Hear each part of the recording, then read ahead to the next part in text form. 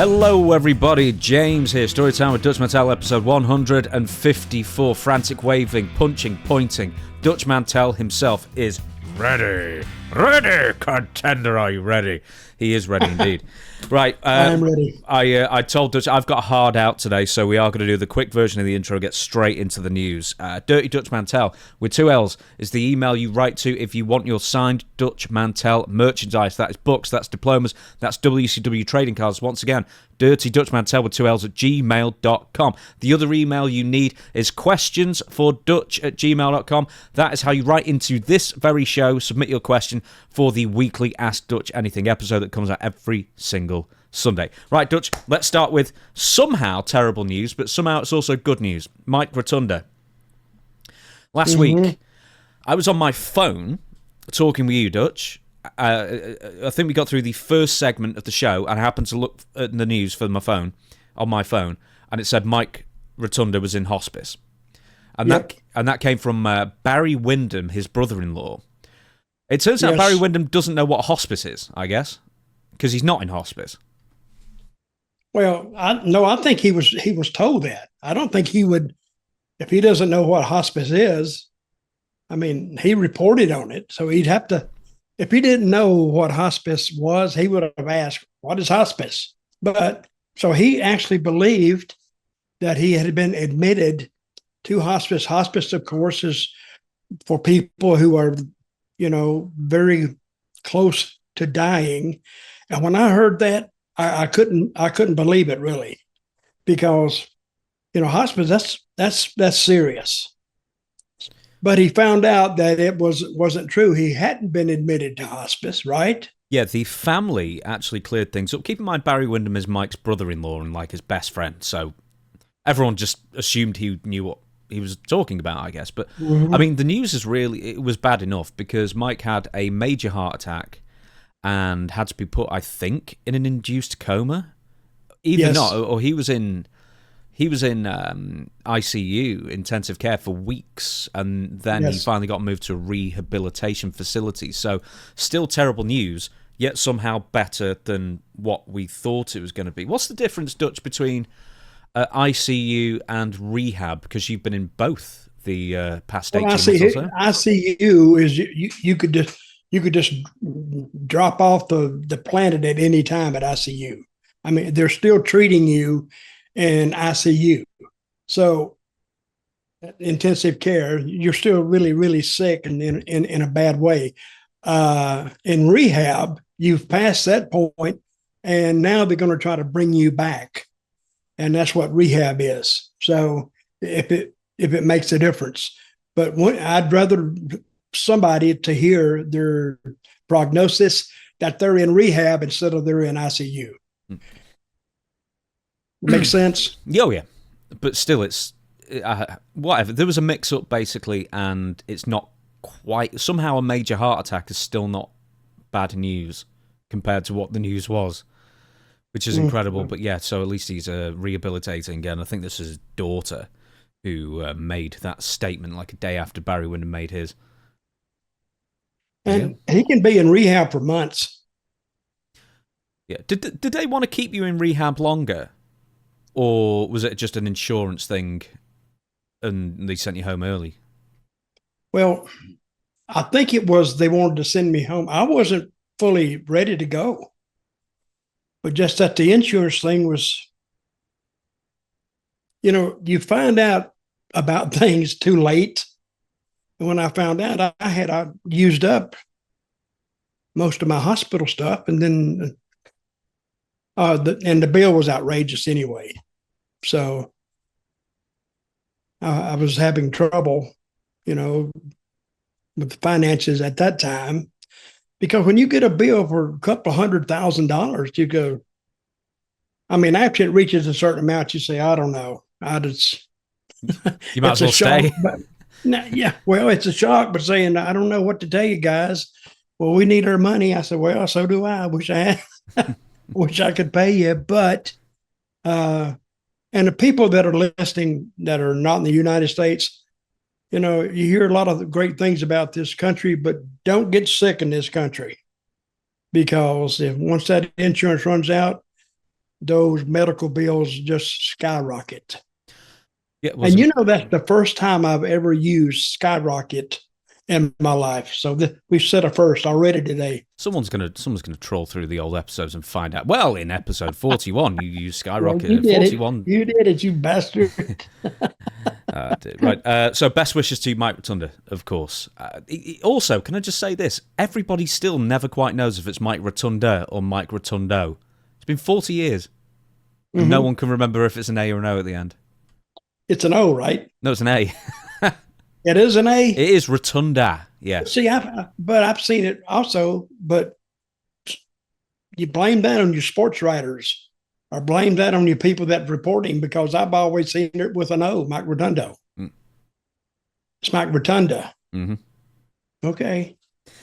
We'll move on then. Right, so this was fairly big news over the past week across YouTube channels and interviews and all that kind of thing. D'Von Dudley and Jim Ross. D'Von Dudley recently alleged that past racist experiences while working with the WWE were with Jim Ross. Dudley, who retired earlier this month at TNA Bound for Glory 2025, has often told an anecdote about experiences with racism in wrestling, describing when a higher-up in WWE said to him he didn't like him because of the colour of his skin. Now, the Team 3D member most recently told the story in an interview with videogamer.com. Here's the quote. I dealt with that certain higher-up that told me to my face they didn't like me because of the colour of my skin, and they work for other organisations now. And this person knows who he is. I have no respect for that person. I don't really care for him. Now that he's not in the position that he once was, I just don't really care for him. I think this is... Anyway, there's another quote where basically it got out that it was Jim Ross. I come out and say 10-gallon hat? Yes. Did Maven let the cat out the bag? Yes. Was it JR? Yes. I did have a problem with JR back then. And I didn't know why. You know, I'm not angry at the man today. You know, I know the man is going through some health problems, some health issues, you know, and just to show you where I am and the place that I'm in, you know, I pray to God, you know, can heal his body, you know, but was I disappointed with that man when he said the things he said to me back then? Yes, I was. Now, he can sit there and deny it all he wants. But again, Bubba was there, and Bubba said that he remembers the incident on my podcast.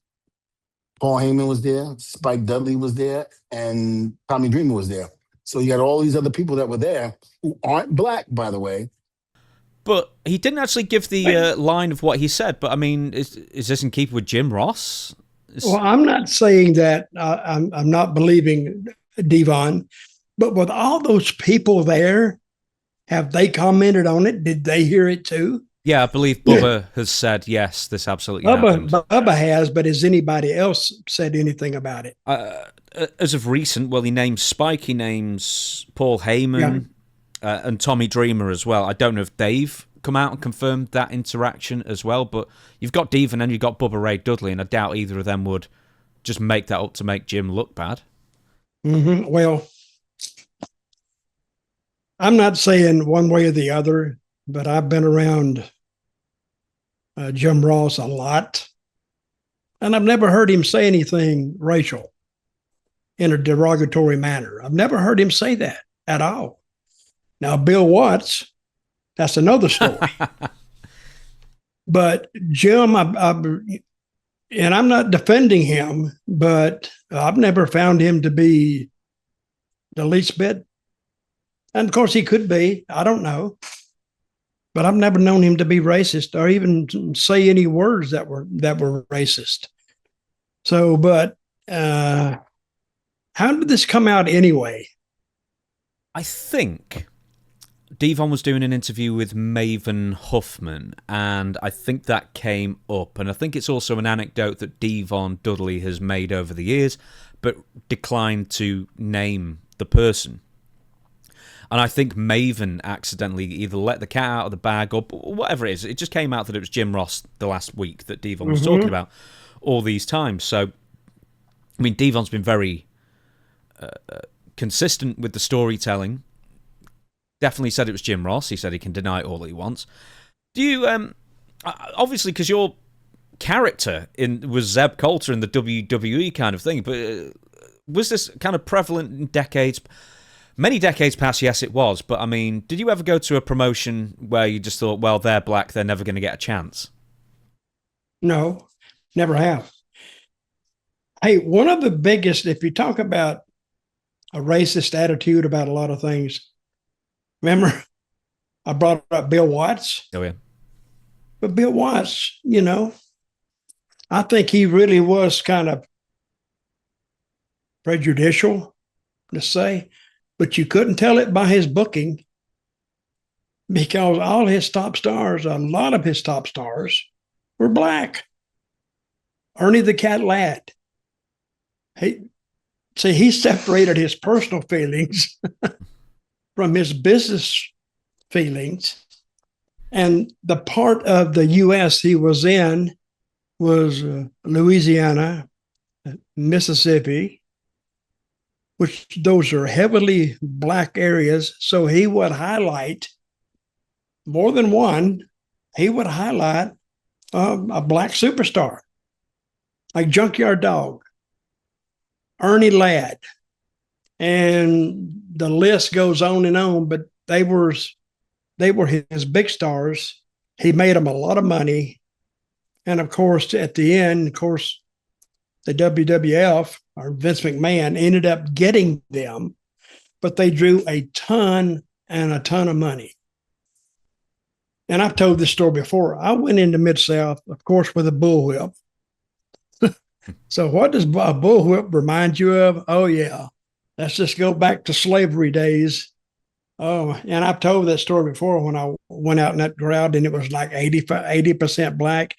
And that was the quietest crowd I have ever seen, because they were thinking, I want to see this old white boy get in that ring, get that ass handed to him.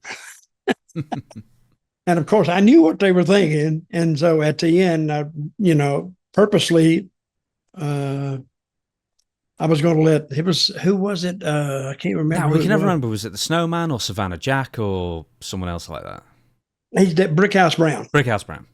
That's who it was. Hey, I'm proud of myself for even thinking of that name.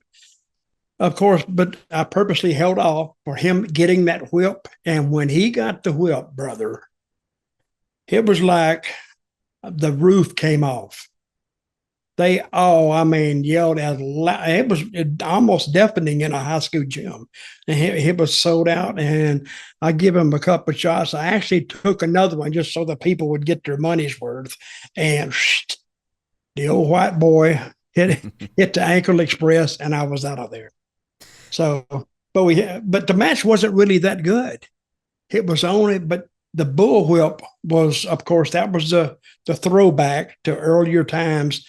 And that was the key to the match. When he got that bullwhip, okay, tide is turned. We won.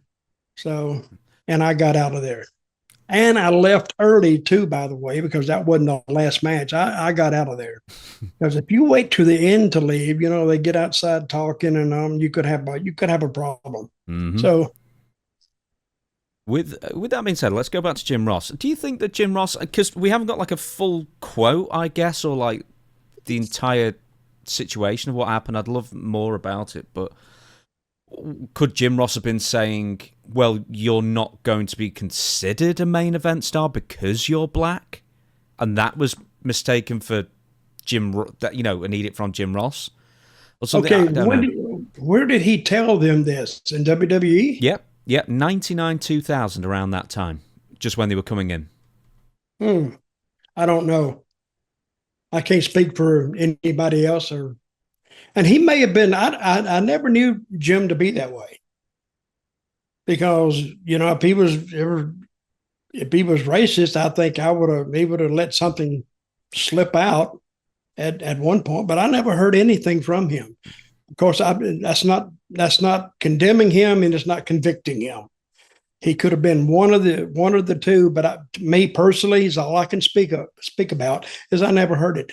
Jim Ross hasn't been on AEW television, I think, for a couple of months now, so I think he's just continual issues with health as well. So, how is he doing now, by the way? Well, we don't know. I mean, as I say, he's not been on television in a while. I can't imagine he's doing too well if he's not been on television in a while, but I wouldn't want to speculate. D'Von Dudley, in other news, said that Tony Khan was trying to hire him, but only in the capacity of an on-screen wrestler. And I think he was in his 50s or around, or nearly in his 50s around that time. D'Von only wanted to be a producer. Now, there's a story also that D'Von was caught sleeping while waiting for one of these Tony Khan meetings. And I was thinking, how's that a big deal? It's like meeting 3. You're waiting for him. I mean, and he travels.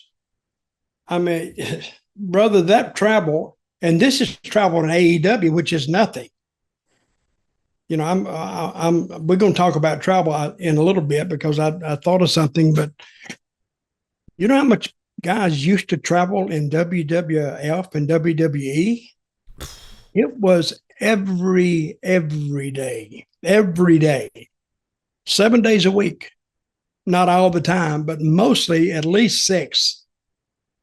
And if you had a 5-day week, it was almost an off week, to tell you the truth.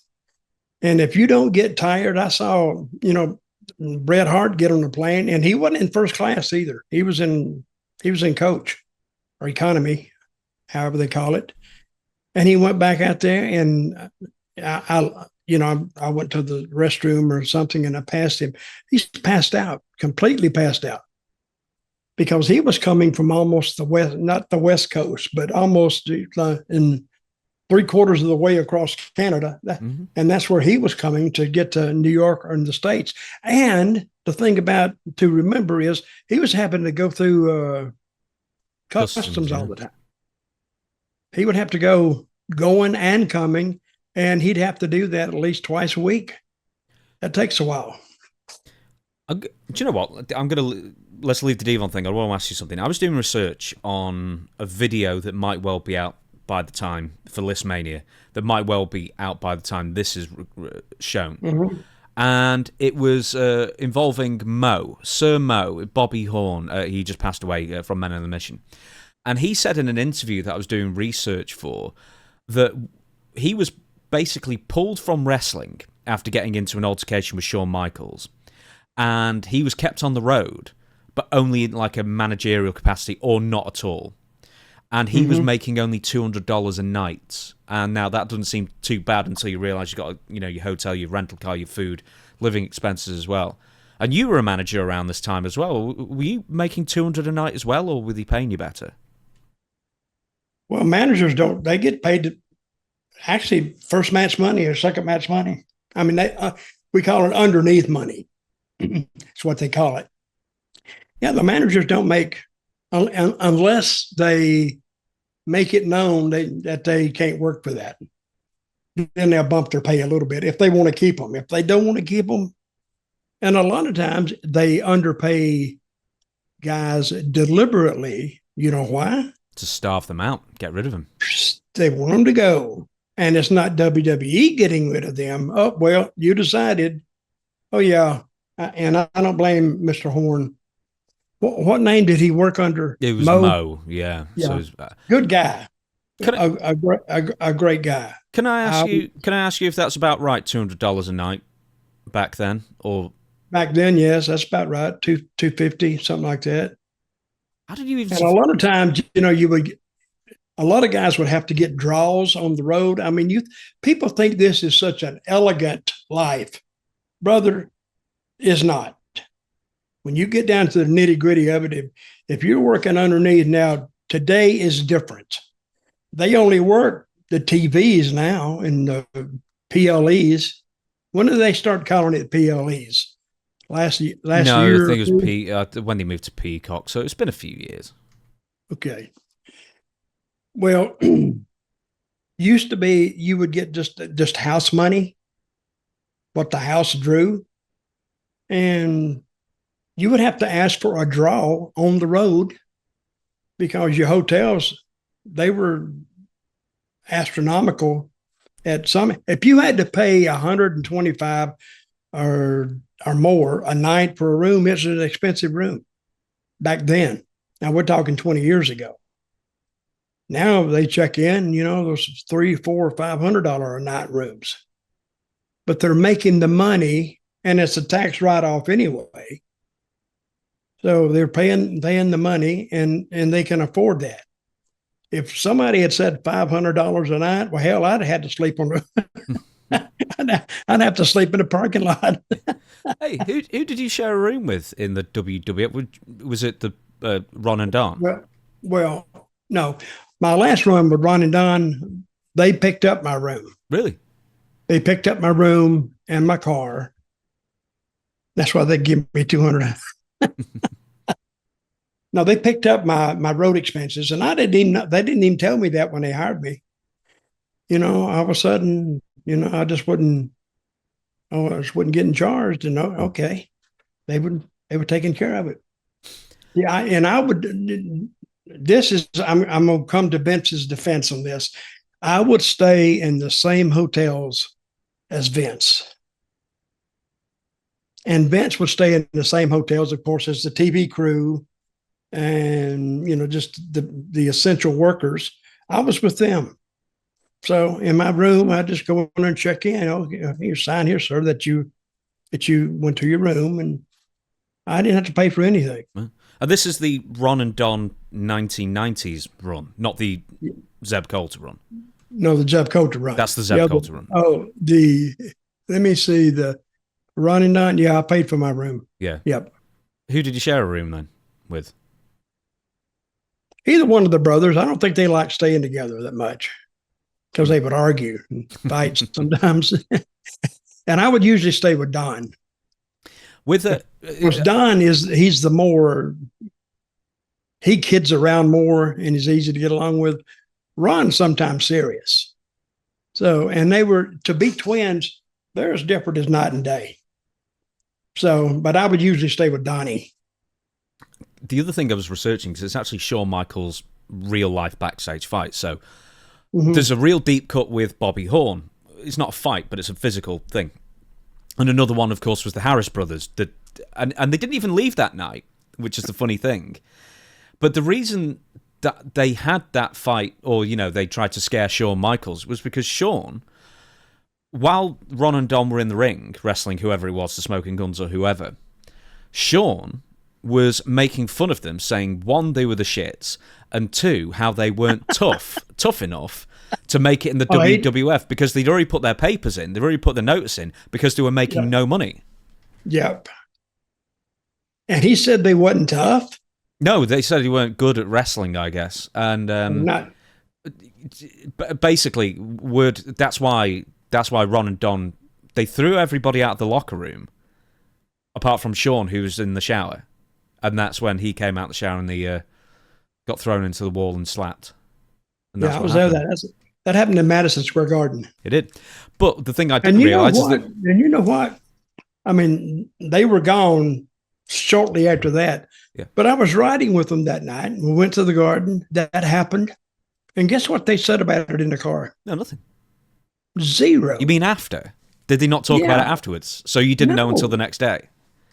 No, I didn't know about it till they left a couple of weeks later. And then nobody else told me either. I don't know. It's like, oh, well, don't say nothing around Dutch or Zeb, because he'll tell them, and hell, they'll slam us up against the lockers, I guess. But I didn't even know about that. And I noticed that the car that night was extremely quiet. And I went, I did ask them, hey, you guys okay? Yeah, we're fine. We're fine. Why? I said, no, you just kind of quiet. Nobody's talking or anything. Anything wrong? No. Didn't tell me. Because they knew by slamming Mr. Shawn up against those lockers, because I think it was Ron that grabbed him. Mm-hmm. Don stayed back, and Ron goozled him here and slapped him up against the locker. He didn't hit him, didn't do nothing, but he told him, he said, if we ever hear our names come out of your mouth again, it'll be a bad time for you, or something like that. It was a threat. And so they let him down, and he left that dressing room quick and got out of there. And then they were gone about, I don't know, I think Ron gave his notice right away, and I think he left early too. So that left me and Don. So one twin. I was with one twin, and I'm going, this ain't going too good. And then He left. And the reason I got with Bradshaw was we're sitting in a room one day, and Bradshaw had come in for like just an appearance. They were going to look at him. So, and I asked him that night, and because I was looking for somebody, I asked John Bradshaw, I said, hey, would you mind if I went to the ring with you tonight? Hey, man, I don't care. Whatever. It was nothing to him. So I think I either asked Bruce Pritchard or somebody else. And Bruce, he said, yeah, do it. So when I went to the ring with him, I guess Vince saw it. And nobody told him that we had just come up with that on the spur of the moment. And then all of a sudden, it was like, they just put me with him automatically because Vince had seen it on TV. And he went out. I remember that night, the first night he wrestled Savio Vega. They had a hell of a match and didn't have any story between them or anything. They just put them together. And I forgot where it was, somewhere in New York, but the crowd actually got with the match. So Vince was listening to the tone of the match and the chemistry between these guys. And then he saw Bradshaw, and Bradshaw down big romping, stomping Texan. And he said, well, I'm going to go with him. And he did. To wrap up the money theme of this little segment, with the, the Ron and Don Harris, Bradshaw era, and you were getting paid, first, second match kind of money, did you go in debt with the WWF trying to keep up on the road, or did you manage to save any money, or basically were you just covering your expenses? Well, according to how you lived, if you watched your money, you could save some of it. But sometimes, cars were expensive because WWE wasn't picking that up for me then. When I came back the second time as Zeb Colter, they picked up my car and my hotel and my food. We shall move on. Right, low ticket sales for Smackdown this past Friday. Shockingly low. Lowest in 4 years, Dutch. So, lowest since the Vince McMahon era. Now, there is a reason for it. I mean, there's probably a lot of reasons, actually. But they ran Salt Lake City on Friday, and then they ran Salt Lake City on Saturday for Saturday night's main event. So they ran the same town 2 nights in a row. Never run a town like that on successive nights because you can't do that around Mormons. They've got many wives to please. You know what I mean? They can't be hanging about all weekend watching wrestling. Damn it! But apparently, I'm thinking about a Mormon guy. How many wives can he have? As many as he wants? I don't know. I've seen Book of Mormon, but I wasn't taking notes. The musical. And I'm thinking, Mormon guy having more than one wife. He's stronger than I am. I'll tell you that. So anyway, go ahead. They've done this once before, a couple of months ago, in Atlanta. I think they ran a Smackdown, and that didn't sell very well. And then it went straight to Saturday night's main event again, and that was for the Goldberg retirement match. And they didn't sell that many tickets in SmackDown for SmackDown either, because once again they were running 2 successive nights. It's incredibly expensive, so for most people you've got to pick and choose, and therefore you're going to do the pay-per-view quality show rather than yet another SmackDown with the same 4 matches, basically. So anyway, if I can find the number here, it was something 4,226 tickets sold. In Utah? Salt Lake City, yeah. Salt Lake City. I never liked Utah. Why not? I just don't. It's just a different vibe. It's that Mormon vibe. I mean, it's not bad. It's just different. You know what I mean? I don't want people in Utah write me and say, hey, you talking bad about Utah. No, it's just, it's to me, felt very strict. I guess because it's influenced by the religion, I guess. I don't know, but I just never liked it. So, according to a new report from Fightful Select, the turnout at the Delta Center was a significant letdown for the company officials. This is actually for Saturday night's main event the next day as well. Despite a good card, the event's attendance was noticeably below WWE's average of this year. WrestleTix reported a final count of 7,867 tickets for a setup of just over 8,000. Well, wait a minute. I was looking at that number. They only missed that expected number by like 200. No, that's the existing setup. Like, they'd set up the arena for a certain amount, but that's not full capacity. So full capacity could have been thousands more, kind of thing. But yeah, so less than 8,000 for Saturday night's main event, just over 4,000 for SmackDown. Do you think WWE, because when you're hot, you can do no wrong in pro wrestling, or nearly no wrong, and then the converse is true. You can do all this great stuff when the business is cold or the promotion's cold, and nothing works. Has WWE peaked now, and are they going to finally start seeing the issues? That's the thing about the wrestling. That's the thing about the wrestling business. The WWE now is no different than regional territories were in the past. All of a sudden, they're down. People are starving to death because they're getting paid just on the attendance or whatever. All of a sudden, they do one thing, it pops it. Now, when they do another thing underneath, it pops too because you got more people seeing it. And then they do another little angle underneath. So now you still got that one big angle. Of course, the one big angle was what kicked off the interest to begin with. And they're up and running again.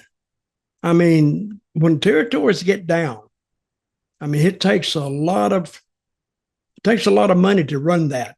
It takes a lot of money to run it, whether it's doing sellout business or not. But it can turn on a dime. You know what that means? If you have a dime in the street, all of a sudden you get to it and you make a quick turn. That's where it comes from, I think. But yeah, it's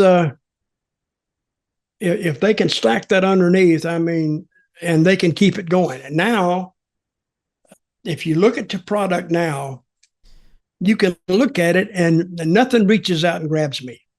Nothing reaches out and slaps me and say, hey, you need to pay attention here, because I think they're struggling, but they will get back there. Isn't AEW, they're back a little bit now or doing a lot better? No. No, they sort of were for a tiny bit. Now, there was no AEW news this week. AEW just, for me, is so cold at the moment. There's nothing interesting going on for me. But let's stick with WWE, because you watch Raw. I watch Raw as well, just before we started recording. And, I was hearing, praise for the show, that kind of thing. But, there's two things that stuck out to me more than maybe three things. One, there wasn't a wrestling match in the ring until half an hour into the show. And it drives me crazy, and it's every week. And I just don't care for the long... I forwarded through them. I get to the last 2 minutes to get a point, and then go to the first match. That was the format that they used to use back when. They always opened with an in-ring promo. I hate that. Why don't you just open with a hot match, get it out there, get the crowd up, then you can take them down a bit afterwards. Well, I've had that idea too. But guess what? They stayed with that in-ring promo. If not, you know what I would do? I think I would join a match in progress where those people are up and hit those people. Hey, this match couldn't wait, ladies and gentlemen, and start it like that. Then, if you're going to do the in-ring, at least open it with a hot match. Because when you book a match, another booker can tell you, whatever you put in the first match on a house show, a live event, put something in there that's going to get those people up. Don't put a boring match on the first, because the people saying, oh, God, now they're already regretting buying a ticket. So if they're down in the first match, now you got to get them back somewhere. But why not? And several bookers have told me that. So I've always tried to do that. Put your match in that is going to get the people up right off the bat. So get them screaming, hollering, stomping around, and not going to the concession stand. This is what every Raw and SmackDown starts with. Pretty much everyone. You welcome, then they've got like a cityscape they show for wherever they are. Salt Lake City, for example. Mm-hmm. And then they have the main performers, the main stars, doing a little backstage thing where they're walking towards the camera. It says, tonight there'll be this person, tonight there'll be that person. They'll do about 4 or 5 of those. Then it'll get into the promo that opens the show that'll last about 20 minutes. And only by about minute 25, 30 will wrestling actually happen. And I remember one, this is many years ago, but an old Raw is War, and I remember they just opened up the show with a backstage brawl between The Undertaker and X-Pac that led to a big angle that paid off a couple of weeks later. I was like, just open up with something that just surprises me once, because everything's so paint by numbers. You've got your 5 matches for Raw, your 5 matches, or maybe even 4 sometimes for Smackdown. Occasionally they'll have 6 matches for Raw because it's longer. But everything's so paint by numbers now. How big is the roster of WWE right now? Does it meet, or does it feel quite small? Because I keep seeing the same people wrestle each other every week, more or less. That's what I'm saying. I mean, if you only got 5 matches, what is the most people you could expose on any one show? If you had tag teams in every match, you're only going to get 20 guys. And what are you going to? How are you going to highlight somebody? Because you won't have all that many tag teams. You'll have some singles, and you need to tell the story. Stay with the story. I don't care what the story is. Stay with the story till you realize that it's getting over or it's not getting over. And either sometimes they'll just dump it and start something totally new, which is okay. You're getting away from it, but I think you need to swing off whatever angle you got and send them in a different direction. But I don't even know if that makes sense. But sometimes it's I can't figure it out, and we'll see what they do. Do you know what it is? I think the creative team in WWE right now, I think they got a hard job. But I think they're kind of lost. They don't know what they want to do. Hey, they're advancing stories and they're going places. The problem is, it's the format of the shows itself. It's a variety show without the variety. It's, there's just no difference between it. And like, how many times have you seen Penta and Rusev and Penta, Rusev and Dominic Mysterio? They were interacting for weeks on end every single week. Then they switched up a tiny bit this week, and then Jey Uso and CM Punk for weeks on end interact wrestling with each other or tagging or whatever. And then the same women wrestling each other constantly every single week. It's just the same, man. And SmackDown's worse. And they got a lot of women. How many women they have there? At least 20. Yeah, and the rest, yeah. Between the two, on the main roster, between the two, easily. And most of them are good-looking women. But that used to be a big deal to see a woman's match, a female match. But now it's part of the landscape. They open the shows with a women's match, and I kind of thought, that's not what I do. I kind of would have thought, you'd have like a hot singles match between 2 high-flying guys or something like that. Then you go to the women's match, and etc. But just constantly mix it up. But they seem to always open with a women's match, or at least they have the last few weeks. Mm-hmm. Well, I don't think anything is set in stone when they get in that creative meeting. Who leads the creative meeting? Who's on creative? It's Triple H who leads it. Do we know? Yeah, it's Triple H and Bruce and I can't remember the other guy. It's all in that documentary series. But Paul Heyman will sit in there sometimes. But the deal is this: you can be sitting in creative, and all of a sudden just get totally lost. You don't know where they're going, what they're thinking about, unless you're on the same wavelength as everybody else in that creative session. You're lost. If you present something and they shoot it down, which they probably always do anyway, because it's not their idea, and then they want to go some other way. Well, now you got to change to get with them. You got to change the way you're thinking. So, and you can do that, but you may not feel as strongly about that as the idea you had previously. But anyway, you got to adapt and go along with what the majority of them say or what Triple H says. So, but anyway, and sometimes they hit a gold mine. Sometimes mostly they're still tinkering around trying to look at their little pellets they got. For what it's worth, and you agree with me or not, it's a formatting issue, these shows, more than anything else. You got 5 matches over the course of 2 hours 45 was Raw last night as we record this. And I think they only had 5 matches, 6 at a push, but I think it was 2 5. hours and 45. What does that include? That does include the adverts as well. So without those, it's about 2 hours 15. But the thing is, where did 15 minutes go? You said 2 hours and 45. Where did 15 minutes go? Adverts. No, not what for do you 3 mean? hours. Oh, no. It wasn't 3 hours. It's Netflix. They can be whatever length they want to be. Oh, okay. I see. Yeah. So now, see, they're making us adjust again. Now, with Netflix, would you prefer it 3 hours? There's no standard. It is what it is. Which would be a writer's dream, really. You would say, well, we're short. Oh, it don't matter. They'll take it. Let's move on. A name I mentioned a few minutes ago, Rusev, plus some Vince McMahon stuff regarding Rusev and everything else. But here's the Rusev thing, and it involves Tony Khan and Dave Meltzer, our favorite subject. This is what Dave Meltzer said. In something hilarious in many ways, both Aleister Black and Rusev, who were formerly with AEW, have already lost as many matches on this current WWE run as they did in their entire multi-year AEW runs. Rusev in 6 months has almost doubled the number of losses that he had in his entire 5-year run in AEW.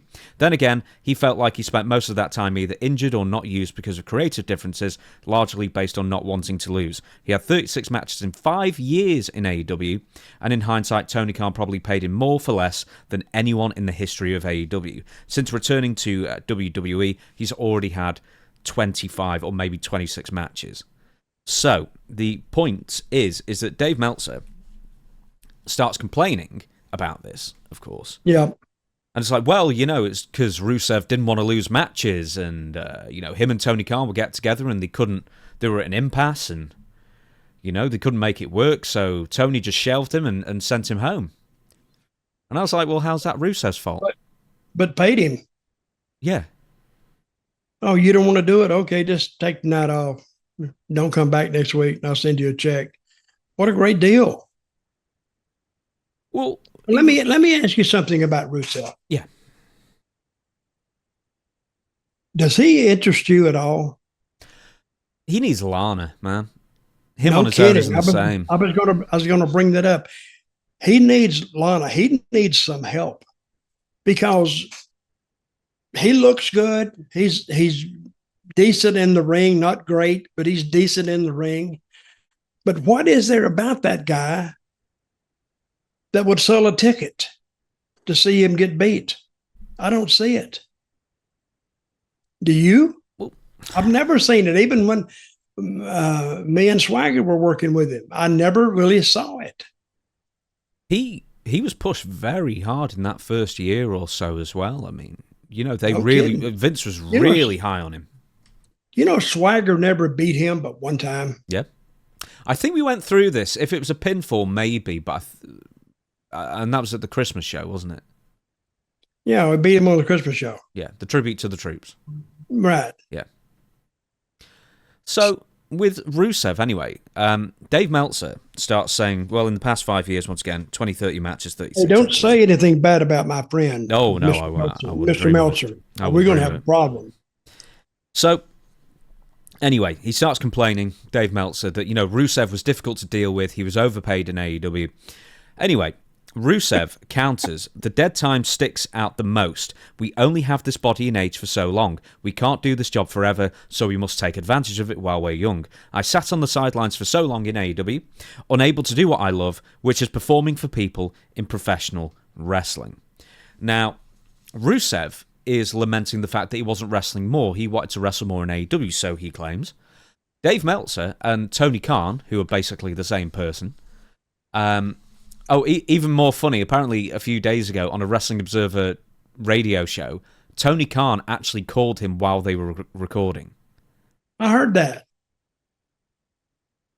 He came through on the phone, right? Is that a live show? Well, it was a live podcast recording that they don't edit out because there's no quality control there. So I wonder but it was live on air. Yeah, they let it out. Yeah, they let it out. They disseminate that podcast. It might have been live. I don't know, but yeah. Well, Tony could have been listening to it. Here's the thing: it's like you can't take anybody seriously who is that close to the owner of AEW. Anyway, we'll get to that. We'll get to that in a minute. Dave Meltzer's criticizing Rusev, right, for not doing jobs, or that's the party line. That's the AEW line that Rusev refused to lose. My argument is that Tony Khan's his boss.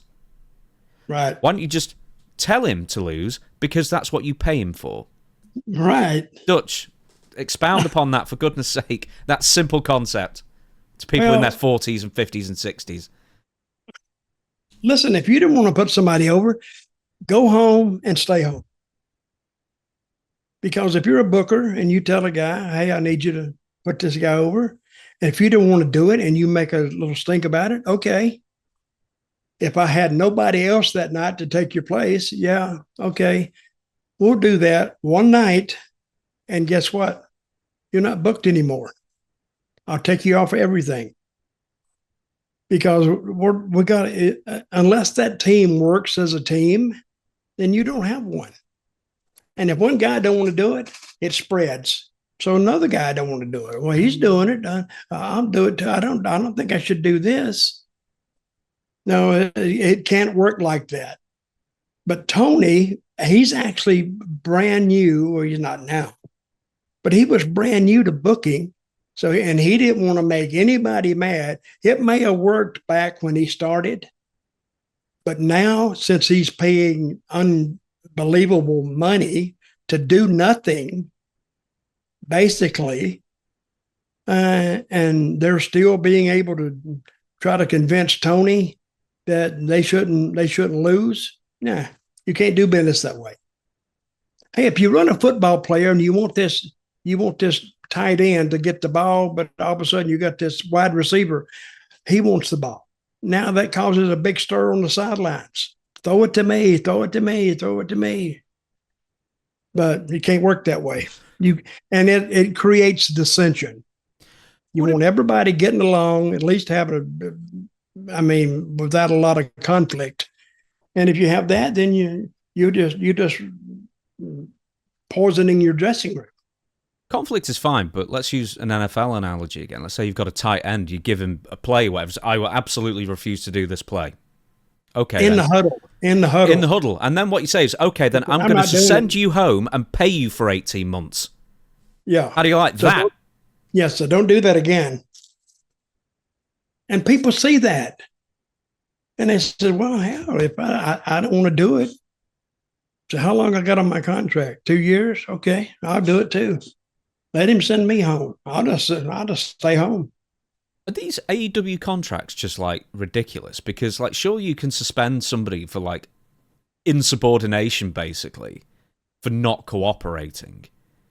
Because I'm sure everyone there's, being, reasonable enough, or, there are attempts to be reasonable and find a middle ground and everything. But I think my point would be was, one, if they're going to be completely unreasonable or not do what they're told, and you are paying them to do a job, then you can surely suspend them without pay. Why would you just suspend somebody with pay and keep them home? They're almost being rewarded. Yeah. So, well, but loads of people have done that. Like, there are still people who've not shown up for months, whether Tony has no plans for them, or if he does have plans for them, but he thinks the talent are being difficult. From anyone from Keith Lee, who's been ready for months and months, to Britt Baker, to Rusev and Aleister Black. Like, they just all stayed home for months on end, and some of them still are staying at home for months on end, being paid. Britt Baker's not been seen in a year, being paid, probably. There's some money in that girl, if they would handle her right. Yeah, in WWE, maybe. I think AEW, they don't know what to do with it now. Well, don't throw your hat in the circle just yet.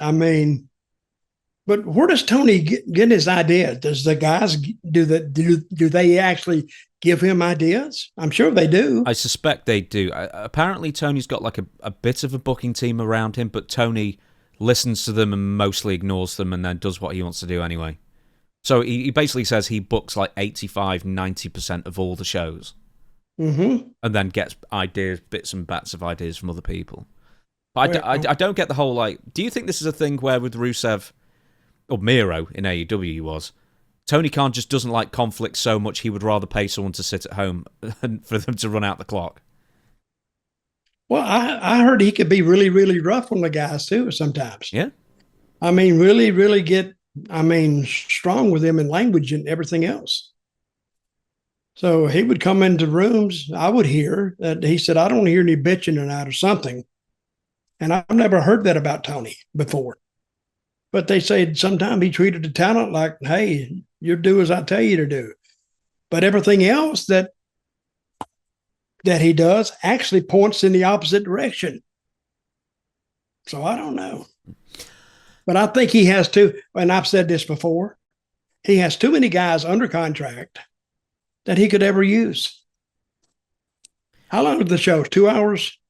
Yeah. Does he have a 3-hour show yet? No. I think they're both, yeah. They're not 3 hours yet, thankfully. Mm-hmm. Right. There's one more thing that Dave Meltzer said. Here's really what I'm getting at, is that Dave Meltzer's trying to point Rusev out as the bad guy here, when all he's doing is pointing out that Tony Khan is an ineffectual boss. And here's where it is. And there's two things here. Quote, that was, with Rusev, the most ill-spent money Tony Khan probably ever spent, or among them. I shouldn't say the most, but among them, that one, because it was like this guy wouldn't do anything in AEW, supposedly. And then he goes to WWE, and he's putting over Dominic Mysterio. Mm-hmm. I mean, he wouldn't put over guys twice as good as Dominic in AEW.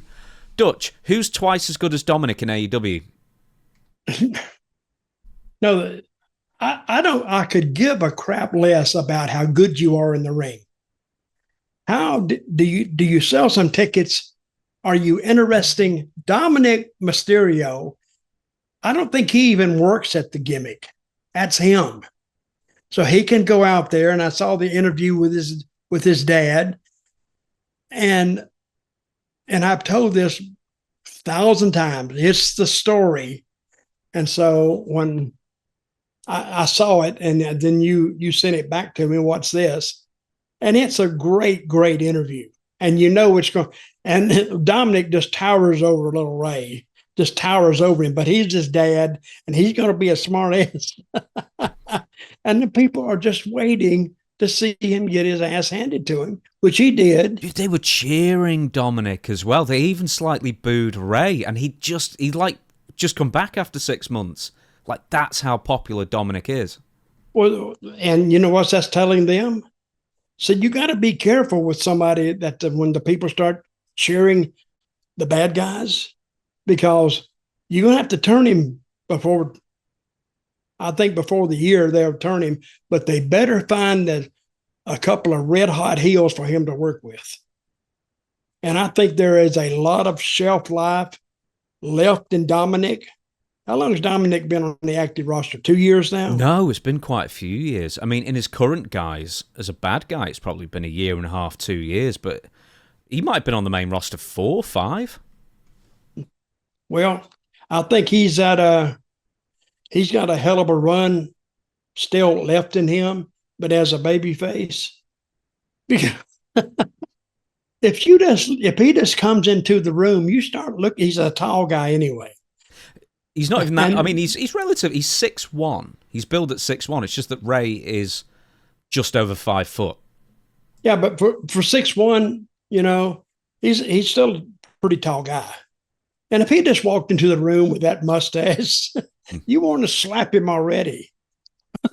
He wears that mustache, and he could just look at you and get heat. Like a lot of guys could do that, and that transfers to the ring automatically. Yeah, but you know what? He can't do that many flips, so therefore he's not as good as a lot of people in AEW. Oh yeah, well,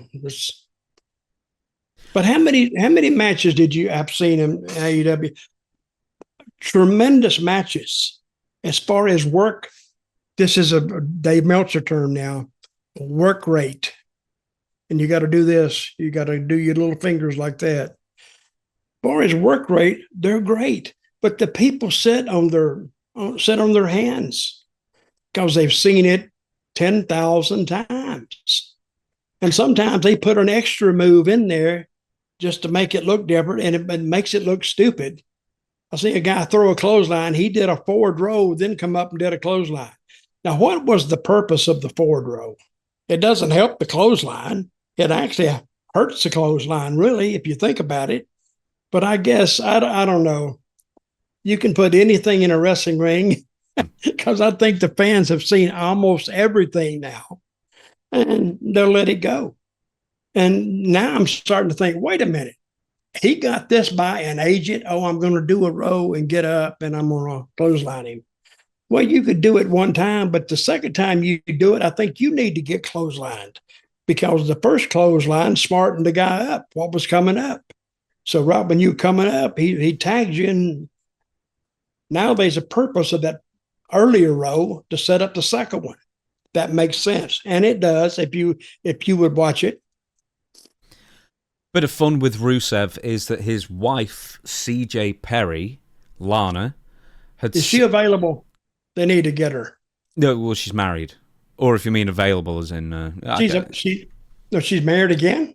Yeah, back to Rusev. They actually renewed their wedding vows.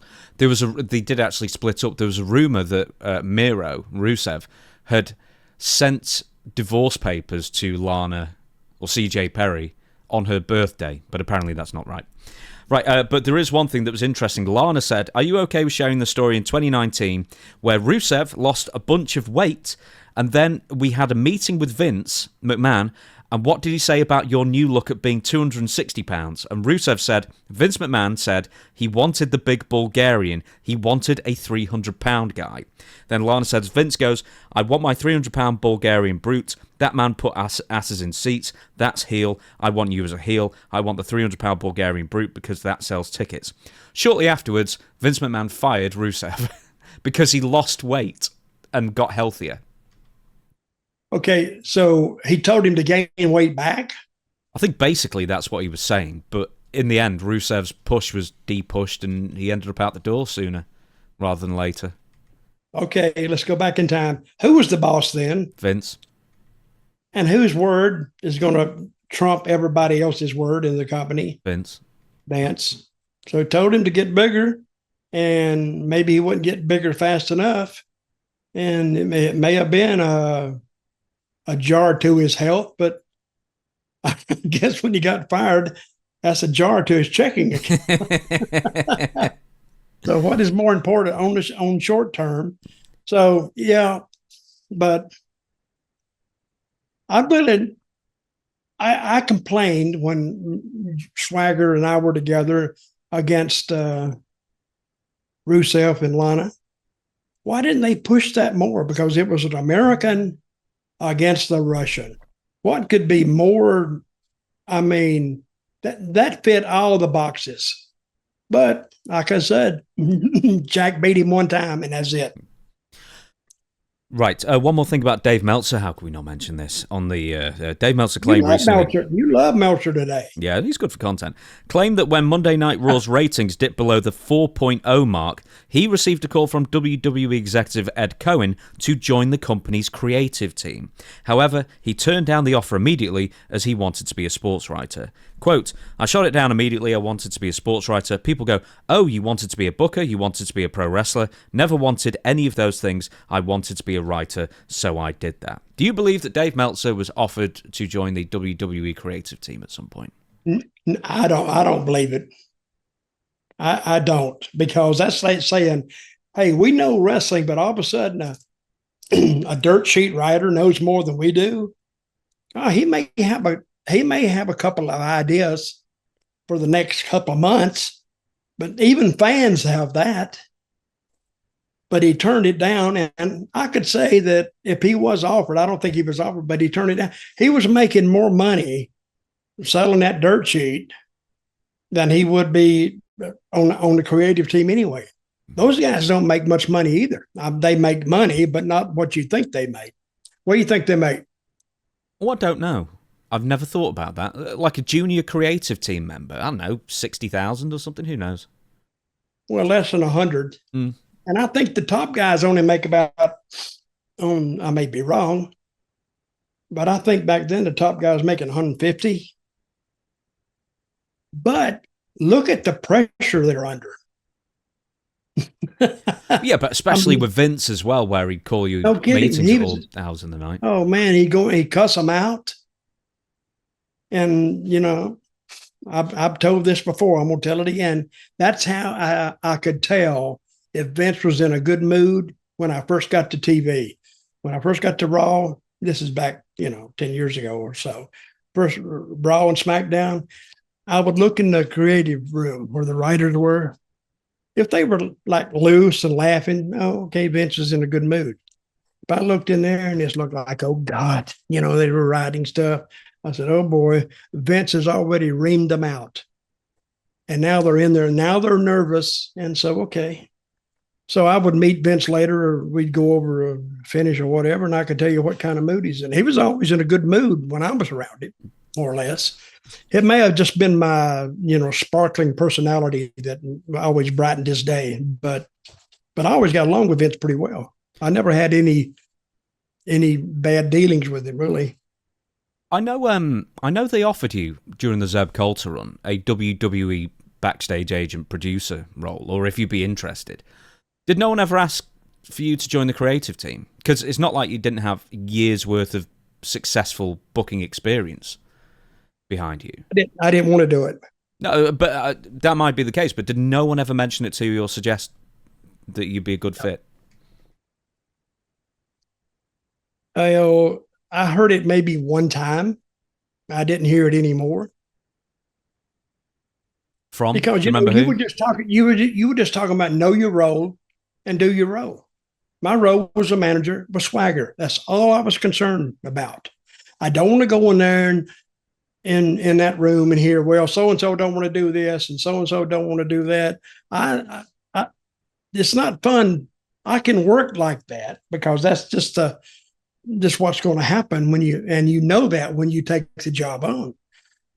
But if you're there, you got to get there the same time Vince gets there. Sometimes Vince would do this to the writers. They would have Raw, and he'd go to his hotel. Of course, the writers were in the same hotel as Vince.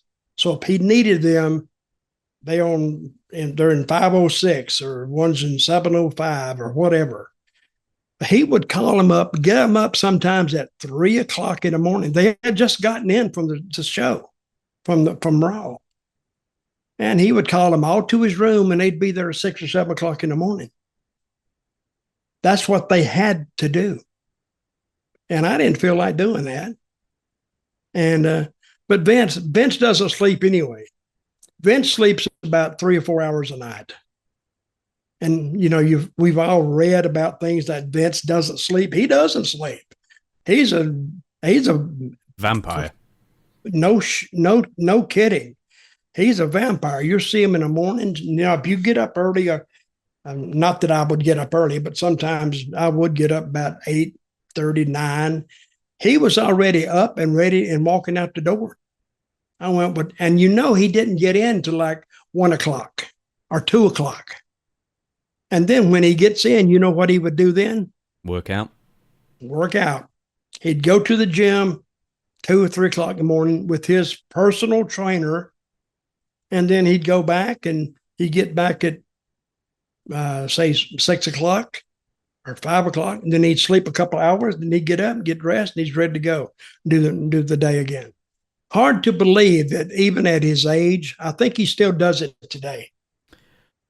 Just because you mentioned, do you remember who suggested that maybe you join the creative team, or do you not remember who may have advanced? I don't remember. But it was just it was one of the agents. So why don't you? They asked me. They didn't suggest me. They asked me about it. Would I want to do it? And I told them no. But I would have done it if say a higher up had come to me and said, "Hey, we were interested in getting you on the creative team." And that's a little different story. It's according to who asked and who brings it up.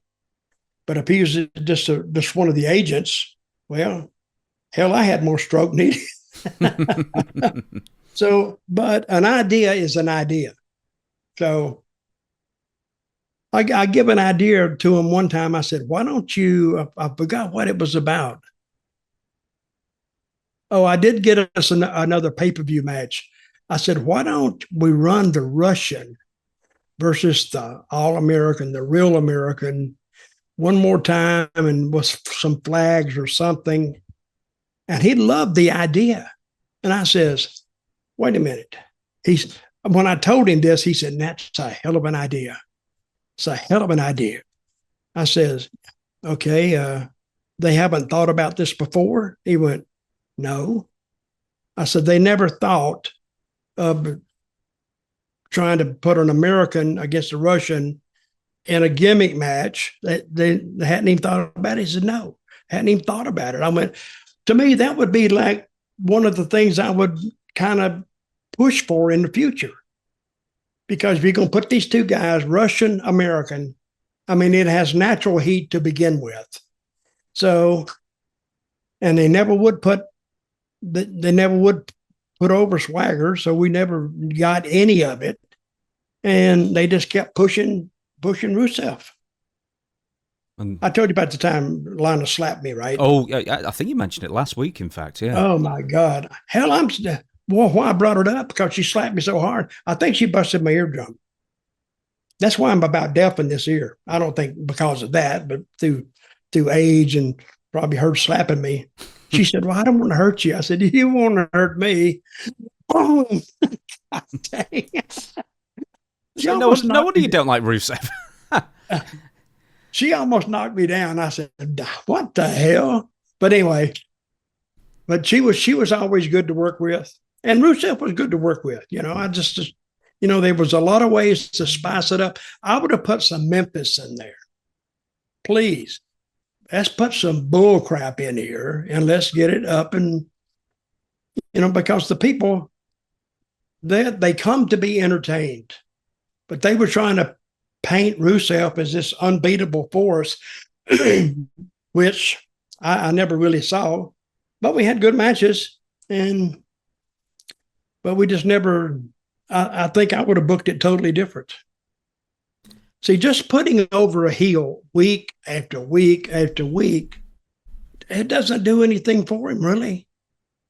But if you put in something that's a little bit off center, a little bit, use Lana a little more, or this, that, and the other, and sometimes actually get a pin on him, now he can come back and just beat the crap out of you. And now he may have some heat. You need Jimmy Hart in a chicken outfit to just wander out one day. Well, to me, Jimmy Hart was over, and I don't care what they did with him, even in Memphis. I've seen Memphis, them cart him out of the ring, and he'd show up the next day on TV the next week with an arm in a cast and a neck cast on, and he's wheeled out there in the wheelchair, and his voice was a little, but he's still there fighting, and people love that in Memphis. So, next on the agenda, Logan Paul. He joins the Vision. How about that? I mean, there was a setup earlier where the Vision and Logan Paul got into it, and he even took like a tsunami splash. And then he runs out the end of the show, and all of a sudden he's part of the Vision kind of thing. We were talking just before we started recording, Dutch. And I do agree with you. There's something missing with the Vision as a group that you said that just wasn't clicking with you. Well, you can tell this in the first 15 seconds that you see them. There is something missing with that. Well, you just said that. Something missing with them. I don't know what it is. And you even said to me, you don't know what it is either. But something is not grabbing me. I think it might have something to do with Paul. I think because Paul's been there for so long. It's not a new group. He's not a new manager. And, of course, with Braun Breaker, that his name, Braun Breaker. Mm-hmm. I think he's okay, but the other guy, what was his name? Bronson Reed. Bronson. But you put them together, and I mean, when you look at them, what do you think? You think money? You think you'd like to see them, or what? Braun Breaker has got championship written all over him. Yeah. I've never been the biggest fan of Seth Rollins. And I know he's not there at the moment, but I just don't see him as the leader of a group. And then I only really see Bronson Reed as like the heavy, the silent type, and I think they're giving him too much. And that I don't think he can carry from a charismatic standpoint. So I think there's just a bit, there's missing personality. I thought they turned on Seth Rollins. Yeah. He's gone. World Championship. So he's not, but he's not with them anymore. Well, he's injured at the moment, so he's going to be gone for quite a few months. But they didn't turn on him a couple of weeks ago.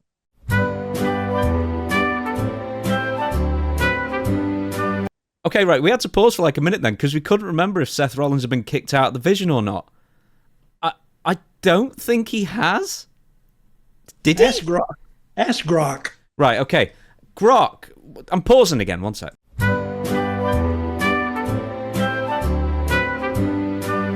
Dutch, you got a better memory than me. Yes, Seth Rollins was kicked out of the division by Bron Breakker and Bronson Reed, October 13th, 2025 episode of Raw. Is this not another problem with wrestling? That only happened 3 weeks ago or 4 weeks ago. I've already forgotten. I thought they just announced him as injured and he vacated. And now you mention it. Yes, he was kicked out. I remember it now. Yeah, and they beat him up. Yes, I completely forgot. And I hardly even watch it sometimes if I don't have to watch it. Yeah, that's why Paul is managing them and without Seth. So, but yeah, and Seth got hurt. And I think he got hurt before that. That's why they did the switch like that. Yeah. Now it all makes sense. You see, now I'm blaming WWE for this. I saved you from that. No, I'm admitting it. I totally forgot about that. I completely forgot about it. I don't blame me. I blame them for making it just another boring Raw on another sea of boring WWE programming in 2025 where nothing really happens. Speaking of which, it was actually an angle-laden show. But yeah, Logan Paul now being part of the Vision, is he the missing part that's going to make the Vision more interesting for you, Dutch? No, not really. Logan Paul, I think they should leave him alone. Yeah, he's a special attraction. I don't think he needs a manager. No, he doesn't. I think it might be good for him to, if he had a manager, he needs to fire him on the first show or the second show anyway. Tell him get the hell, and then beat them up too. Like you did with Jim Cornette, in fact. Well, I didn't really beat him up, but that was a good switch on that, I thought, because he had a mind of his own, and that was my gimmick in Memphis anyway. I was always a loner, and nobody told me what to do, and so when Cornette got with me, I just said I didn't like him, and it worked. What do you think of the closing angle then on Raw with Logan Paul joining? Executed well, or were you a bit? Well, it's about the only thing they could do, I think, and I don't think Logan Paul needs to be in with a red hot heel. I'm a red hot baby face. And they're not, and now that when they try to turn him baby face, they're not red hot heels. Unless they're going to try to use him to get them hot, because he's in and out. So I don't know. Let me say this. The creative team in WWE now, they have me thinking about the logic behind some of their moves. I think Triple H leads the group well, but how long has he been in that position, head of creative? Nearly 3.5 years now. That long? Yeah, because Vince was ousted, and it seems like yesterday, doesn't it? He originally retired from WWE in 2022. Then he came back in the beginning, I think, of 2023, and then they got rid of him. Am I right in saying that? They got rid of him because they were threatening to sell or something. Now, when you're thinking about what happened here and what happened there, see, if you have to have your fans thinking, it's not right on the top. And these are fans that are really the hardcore fans. They're confused. So when they get confused, your your temporary fans is where you get a sellout. Because the guy told me one time, he said, when you get a sellout, and I said, why? He said, when you have the casual fans buy a ticket, because it interests them enough. So when you say a big show, when you load it up with everything you got up to that point, and when the casual fan buys a ticket, that's when you get sellouts. I've got a match for you. What is it? I've got a feud for you. Do you know, and I bet you'd be excited to see what happened. Not a main event for you, but a semi-main. Logan Paul versus Dominic Mysterio. I was just thinking the same thing. Wouldn't that go great? That would turn Dominic stone cold babyface. Because they could go now and, okay, they can't cheer him because people look at him funny when he's a heel against his dad. But against Logan Paul, and that is something, if they would build toward that, and Logan Paul could just bring his name up, and all of a sudden, and don't have Dominic say nothing. Logan Paul brings his name up, and then at some point they come face to face, and Dominic say, "Hey, you got a problem with me?" And now let both of them, because Logan Paul is good on the horn. He is great. And I think they could work something that could almost be a main event at a WrestleMania, or a major, I'm going to use this word again, PLE. Used to be just pay-per-view. These are premium live events. Is that a pay-per-view? A premium live event is a pay-per-view? Or could it be? Yeah, it's interchangeable, but yeah, basically. But anyway, I think I agree with you 100%, because that's what Dominic is working toward anyway. I've got one more thing. So there's been a rumor that there's been another member of the Vision that's going to be added, and do you know who it is? Another member of the Vision. Yeah. There's only 3, right? Yeah. Well, with or Paul, is Logan Paul in there now? And Brock Lesnar, if he counts, which he doesn't, but I don't think he's a member of the Vision. But okay, what was your question again? There's been a rumor for a while that somebody else is going to join the Vision. You'll laugh when you hear. Okay. Austin Theory. Well, I'm not going to laugh, because I think. But just like it's not why? 2022, 2021 anymore. I mean, why? But why would he join? I don't think he adds something to him, but yet at the same time he doesn't, because that's another member that you have to make allowances for. And what is his purpose there? Unless they're going to turn on him, maybe in 3 months or 4 months or whatever it's going to take. Paul Heyman likes him. That's why this rumor's been going around for a while. Well, if Paul Heyman likes him, what you might see is they might dump Bronson Reed and just go with Austin Theory. See, they may be looking for another partner, but he's to replace Bronson Reed. Now, but okay, let's look at it like a fan. And I'm not saying, do you see anything Austin Theory elevating that group? Nope. That's the thing, is that I'd see him the weakest member of the group. And also, he's been in like a mid-card tag team for like 2 years. I mean, the only time that he was ever... But Paul likes him.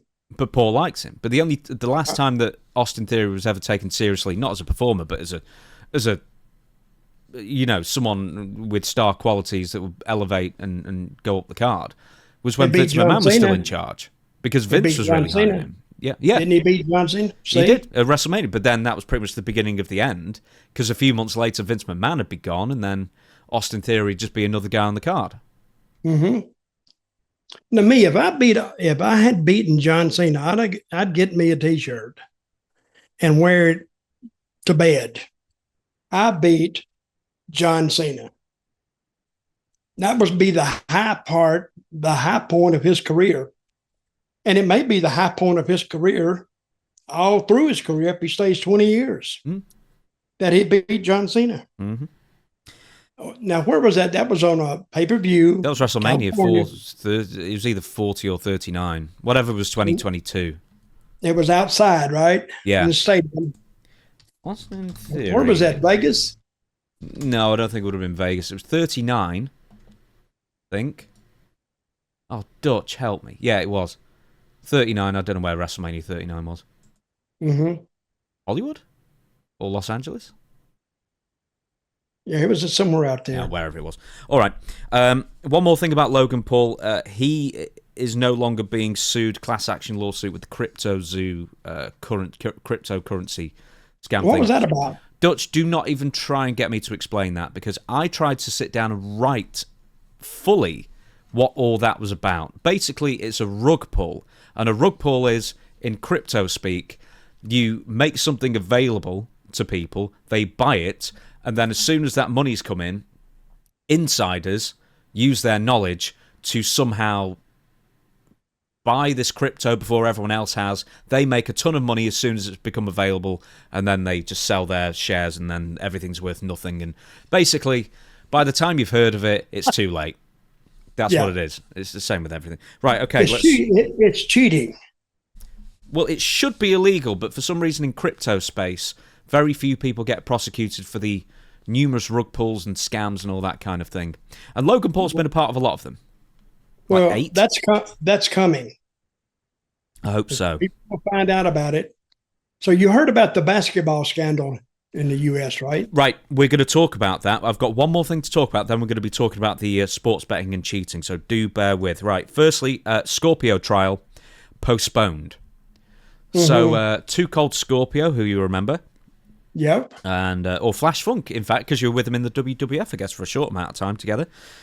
So, the judge in the case has been given additional time. The judge in the case has given the prosecution additional time to interview and dispose of the author of the incident, the person who filmed the incident on their phone. And the incident in question was Scorpio, in June 2024, was working as a security guard at a Love's travel stop or truck stop or whatever it is in Kansas City. And a guy walked in. What a drop! It's a fall from grace, but you know, it's what it is. So, a guy walked in with a lit cigarette, didn't extinguish it all the way. That caused an argument that ended up becoming a grappling situation, which became Scorpio getting out a pocket knife and stabbing this person in 5 places, I think. Abdomen, buttocks, legs, chest, and head. See, that's 5 places. Wow. That is going to be bad for Mr. Scorpio. Because it was hand-to-hand is one thing. But he's also hampered by, he was a pro wrestler one time. But now him coming out with a knife and sticking, the guy didn't have a weapon. So now that's going to go against him. So he has a lawsuit, right? No, this is a criminal. This is criminal trial. Well, I think he's going to be convicted of that. Yeah. I hate to say that, but. Yeah, because I spoke to Scorpio a couple of times. I really enjoyed his company. He was really, really a good interview he's a good subject. guy.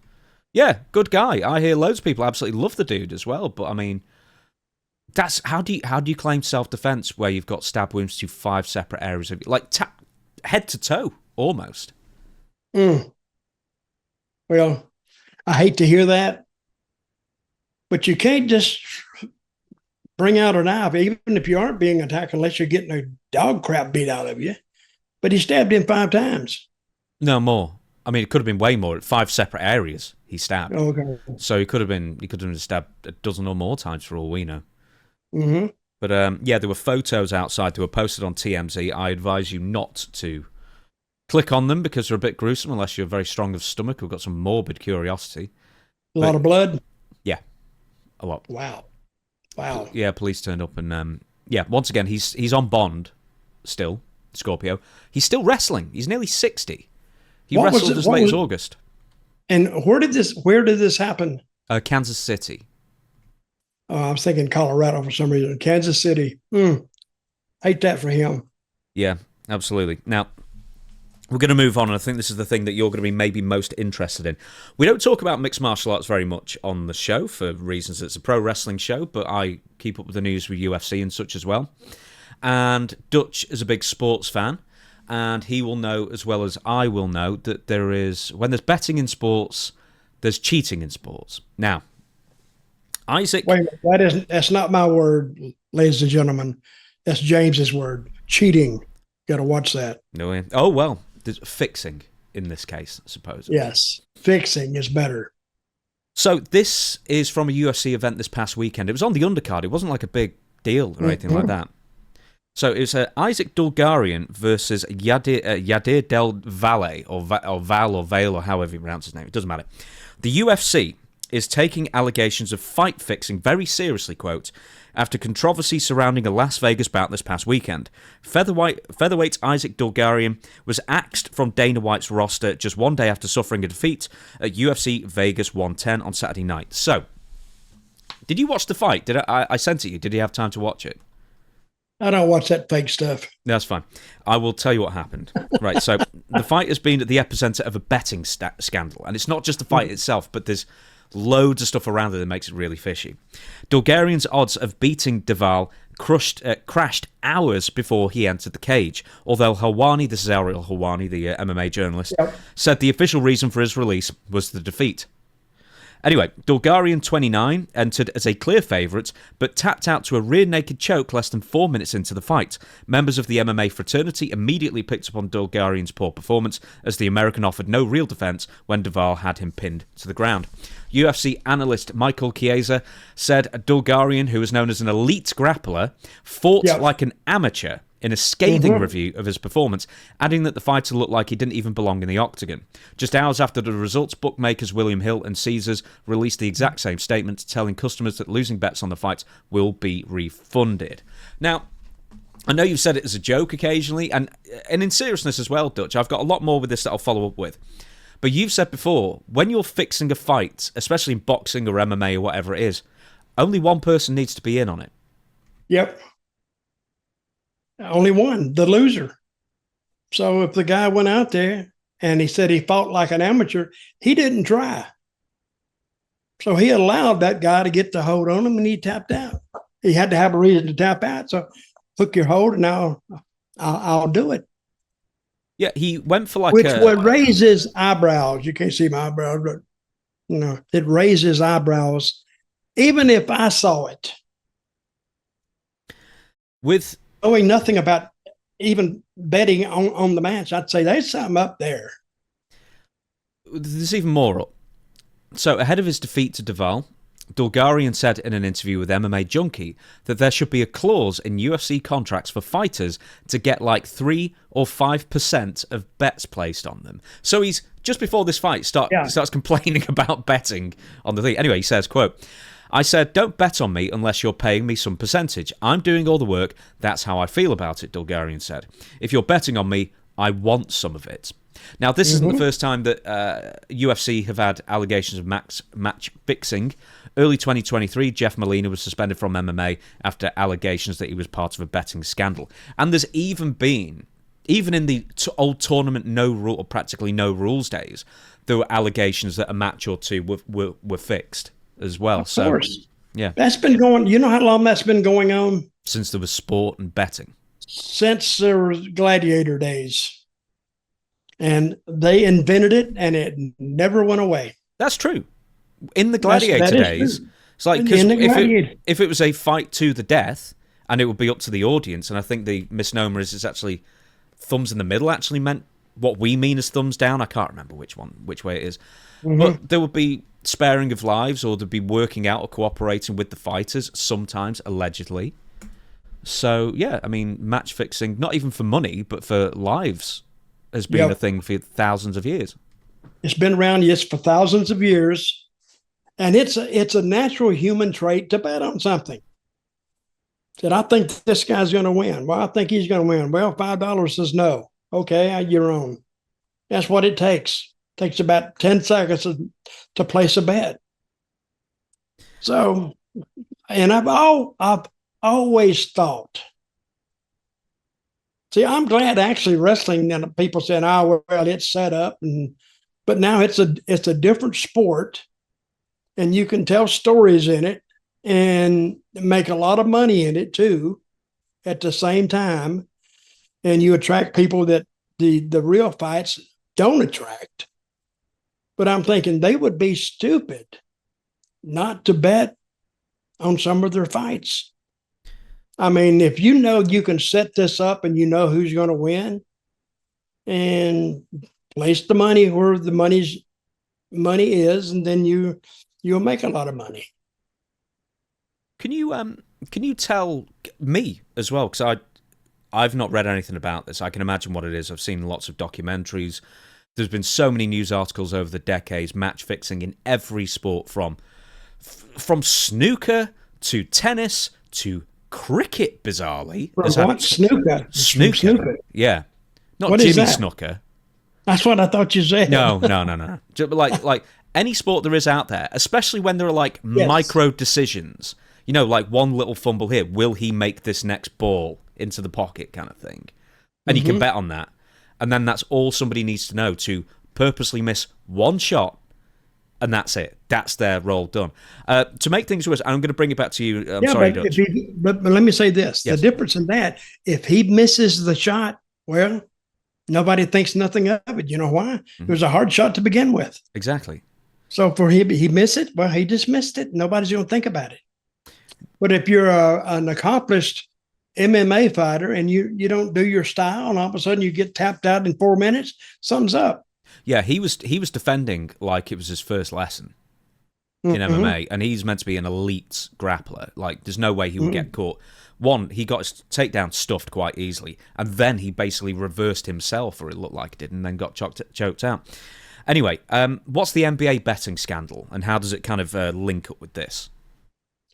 One guy said he did a text, and the text was revealed. He said, "I'm going to get hurt in the first quarter, and I'm going to go out, and I won't come back in for the rest of the game." Just for those of you who are gambling.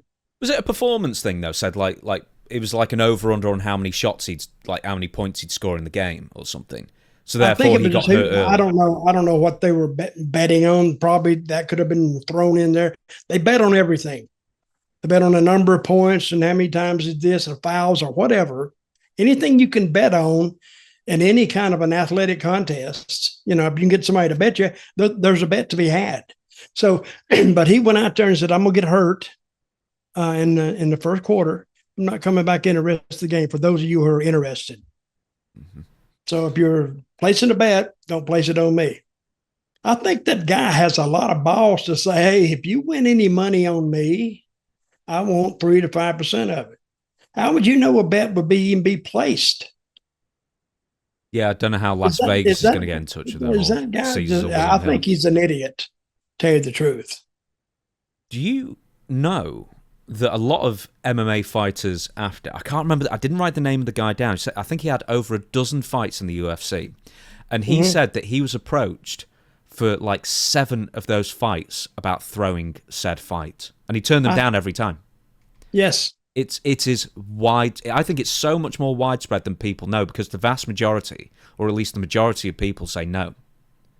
Probably the majority of people haven't been caught. Well, majority of people have the fear that they will get caught. If you approach somebody, okay, you're a UFC fighter, you don't know me from Adam's house cat. I come up and I start talking to you, blah, blah, blah. Hey, listen, I'll pay you this if you're just let him ease over you a little bit. So you got to adjust your language a little bit like that. Or do you think, and if he agrees to it, but now he's guilty. The other guy's guilty for trying to set it up. You're guilty for accepting it. So, but anyway, I've often thought all these sports, I mean, these guys get rich, but they get rich on unsuspecting fans. But the bookers know what they're doing. The bookies know what they're doing. So, but it is illegal, and I think in the NBA, I heard that they caught 12 people, and they have a new head of the FBI. His name is, can't remember his name now, but he said, "Hey, this is the tip of the iceberg." That's what he said. Is it Kash Patel? Yep. There you go. And this is the tip of the iceberg, and it is.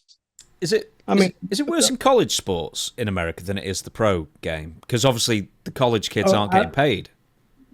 Or weren't. Oh no, the kids are getting paid now. Now they are the last couple of years, but for decades they weren't allowed to accept gifts or whatever, or they weren't allowed to accept monetary gifts. They were tough. They were still doing it, but they were doing it to do their best. You know, they would get a car, they would get this, they would get a bunch of stuff just as gifts. They wouldn't really get money, I don't think. But yeah, it's always been there, but now it's gotten out of hand, which is affecting the game. You know what was funny is like looking at, I think the highest paid public sector jobs, and I remember seeing a map of this, and it was per state, and so many of the states, like the highest paid public sector job or whatever it might be, you know, not like a private sector thing where you can, you know, make whatever you want, were like coaches for college teams, which I thought was an amazing fact, like just how much money there is in college sports and how little of it the kids saw of it. Well, the college, say a kid gets a college scholarship to play football, say at the University of Alabama. Let's say that. Well, before he was held to just the University of Alabama. He couldn't go to another university unless he sat out a year. Then he would go the next year. But that's a big deal. But now with the NIL, from what his name, image, likeness, he's getting paid for all that. They have guys in college, I've read, making $4 million or more a year, and he's going to make more playing college ball on an NIL contract than he will by turning pro. Because in turning pro, they have a limit on the first year that you can be paid. I think it's $800,000 for the first year. I may be wrong on that. I don't know. But hey, if you can make $4 million, and hell, you wouldn't want to turn pro.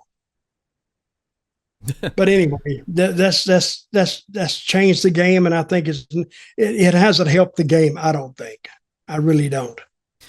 Did you ever, going back on the betting scandals and everything, were you ever someone who used to have a flutter, as we say, put a bit of money on a game to spice it up? Were you ever a gambler?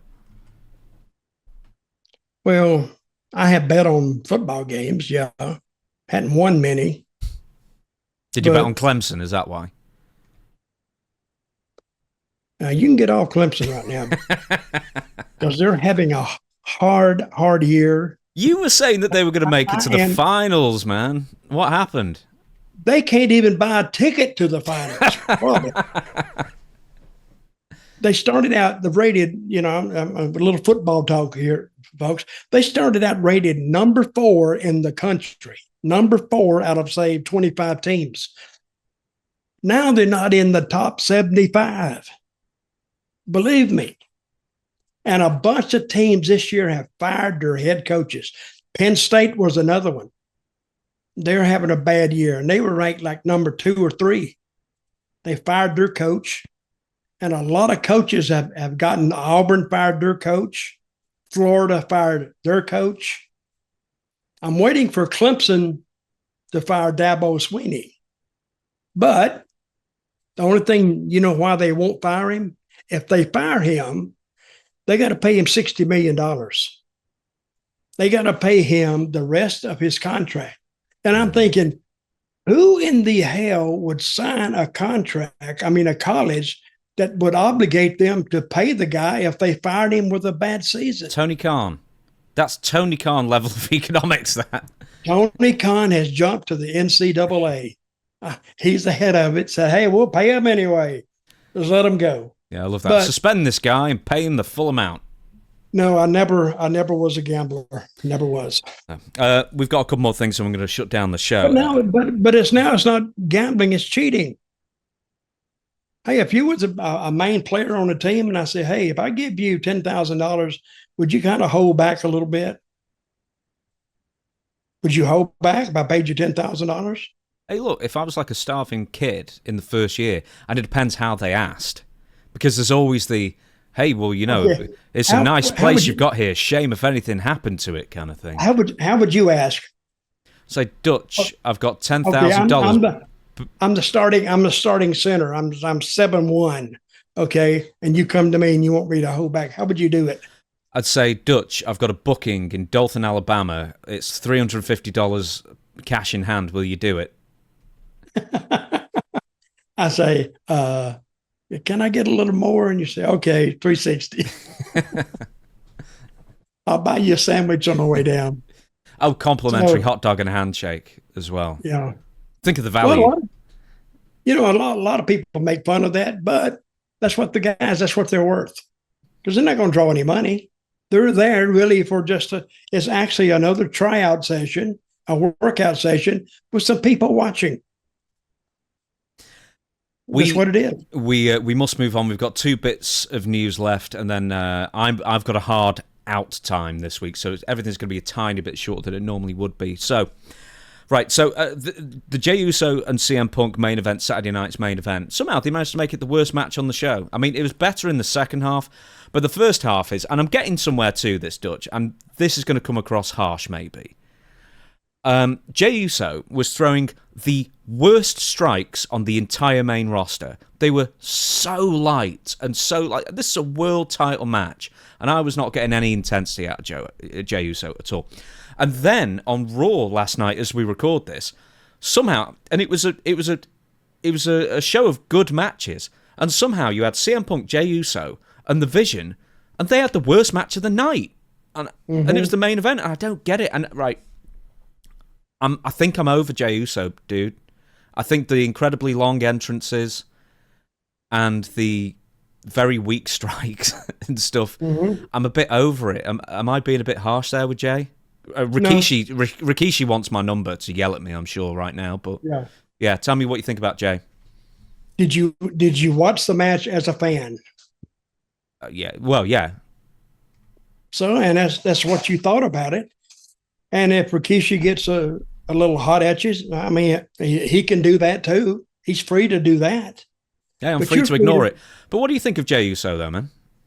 Well, I don't know. I never thought of him as, what was he going for? What belt or chance at a belt or what?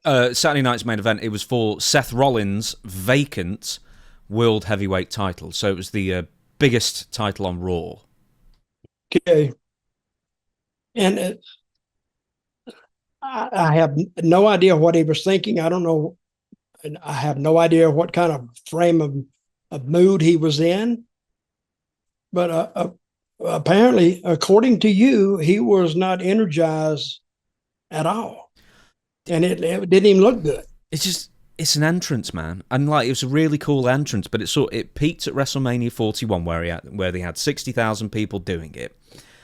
But I think it was, I don't know if it was a week before or 2 weeks before, where they, on the fly, they did the entrance. It did really well on a Smackdown or wherever, and then Jay did the let's do it again for the first time, and then they did it again, and it was a great thing. But do you remember when, Dutch, you and I, one of our biggest complaints is that the entrances are longer than the matches, and the matches are long. It's like, I'm so impatient, and I'm just like, just get on with it. And Jey Uso's about the worst offender. And I think that's one of the things that's going against him for me now. Well, yeah, but how many times can you see that entrance? You've seen it once, you've seen them all, but the thing is, they then do the exact same entrance twice, and before you know it, 10 minutes has burned away, and that was on a Raw a couple of weeks ago. It was 10 minutes from Jey Uso coming out to him opening his mouth. It's like, time's precious. Get on with it. Apparently not to them, because they're trying to burn time. But why? You're on Netflix. You don't need to burn time. Here's an idea. Why don't you burn time with wrestling matches? Entertain the fans in the arena and entertain the fans at home. That's a good thought. I think I need to write. I think put wrestling matches on a wrestling show. Hey, I think you might be onto something. Maybe you think it's occurred to them to do that? But yeah, I get it that the people are up and they're hearing the music, they're hearing the guy's theme song, and 3 minutes. Look, Yeah, the entire you song's 3 continue- minutes. Just like it starts, he comes down, does the bouncy thing, 2.5 minutes, 3 minutes, and that's long for an entrance. Get on with it, not 10. No kidding. So I don't know, but it's not going to change until the creative team says something about it and get it cleared. Like, get in the ring, do something. But hey, the guy's regular entrance, people are used to that. Do your regular entrance and let's go. And the other guy does his and let's go. And I would start the match early, having the babyface meet the heel coming down the ramp, and let's go. Now it starts. Boom. You flow seamlessly from one part of the match to the next part because they've already done the introductions when he comes out. So let's go. Right, let's get to the very last point for the show. Jade Cargill wins the WWE Women's title at Saturday night's main event. Now, I remember us saying this at the time. It seemed from SummerSlam 2025, Dutch, that Tiffany Stratton and Jade Cargill, that was their singles match for the WWE Women's Championship. Tiffany beat her clean in 7 minutes 30. And I was pretty convinced at that point, Dutch, that... Who beat who clean? Tiffany beat Jade clean. Tiffany beat Jade, okay. Because originally the plan was Jade was going to win the title at WrestleMania, and then the plan was maybe... It just seemed that they just lost interest in Jade because she wasn't progressing, she was remaining a babyface, WWE had booked her completely different to AEW, and then she continued going after the title after SummerSlam, which was kind of a shock. I think it's also indicative of just how few people can actually challenge for the title realistically, even though Jade's been beaten soundly so many times now. Then she got a head rammed in the stairs, she got a big cut over her eye, had to take a month off. Then when she came back, she turned heel on Tiffany, and then at Saturday night's main event, she beat her clean in 5 minutes, pretty much. And this is the first time that Jade, she was just a heel and did a Goldberg thing and won like she did in AEW. That's what got her over. Yeah, but I think it's going to take time because once these characters get on a certain path and all of a sudden they change it, I mean, just like midstream, now she's winning. Now she got over in AEW, but it took her 2 years because she beat everybody. And people had respect for her. But now she comes from this. But like I say, I don't know how it's going to turn out. I hope it turns out good. I hope but they've educated the people one way. Now they want them to turn on a dime and let's go back the other way. And sometimes fans, they don't know, they get confused. I'm confused already on it. I was saying by her beating Tiffany straight up was maybe how did she beat her? With a finish. It was as, it was as clean as you can get, I think, pretty much. Okay. Power moves and that's... But once again, this is a booking thing for you, Dutch. Why is it WWE insists on anybody who's an outside entity, they have to break down and mold in their own image? And that goes from Jade Cargill to Goldberg himself. Do you know what I mean? It's like, you know what got him over there, but then they have this feeling where they've got to, they need to sell more and they need to have longer matches and stuff. And some people can't do that. But the deal with Goldberg, he started from the get-go. From the beginning, with his background, and he was a football player, and he was this, and who's next. And see, they built their whole storyline on him destroying people. See, they haven't done that with Jade Cargill. They beat her a couple of times. So now she's having, they want fans all of a sudden to forget the times that she got beat. And she's not indestructible. She can be beat. I'm saying they needed to put a little bit of heat in that with her beating Tiffany like that. Or either did Tiffany get hurt or anything before? No, not particularly. I mean, she was attacked beforehand, but it wasn't like a kayfabe injury going in. She just got beat. She attacked her before and just beat her up all through the match and then beat her? No, I'm sorry. She got attacked on the Smackdown before. By Jade. Yeah, by Jade, yeah, when she turned on her. Why didn't WWE just bring Jade in like this? Actually, before I ask that, this sort of strikes me as 50-50 booking of the worst kind. I mean, hopefully it'll work out for Jade, and I hope it does as well. But you just had...